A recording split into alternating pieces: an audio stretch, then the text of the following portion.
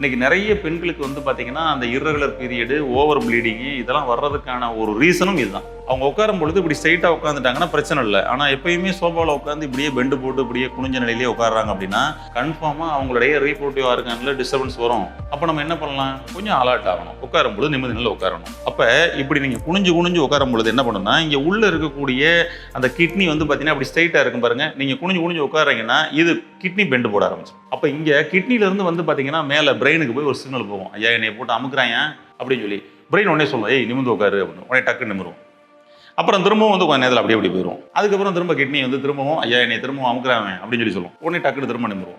பாருங்க திரும்ப உள்ள இன்னர் ஆர்கனுக்கும் பிரெயினுக்கும் கனெக்ஷன் இருக்கிறதுனால அது டக்குன்னு இந்த சிக்னல் சொன்னோடனே டக்குன்னு நிமிருவோம். திரும்பவும் தன்னை அறியாம அப்படியே போகும். அப்போ பெரும்பாலும் இவங்க இப்படியே உட்காந்துருக்கக்கூடிய பொசிஷன்லேயே போயிட்டாங்கன்னு வச்சுக்கோங்க. அப்போ பிரெயின் என்ன பண்ணும்னா வேற வழியே இல்லை, இவர் வந்து ஆக்டிவிட்டீஸ் பேஸில் இவருடைய ஒர்க்கு இவருடைய வீட்டில் இப்படி தான் இருக்கணும் போல தெரியுது.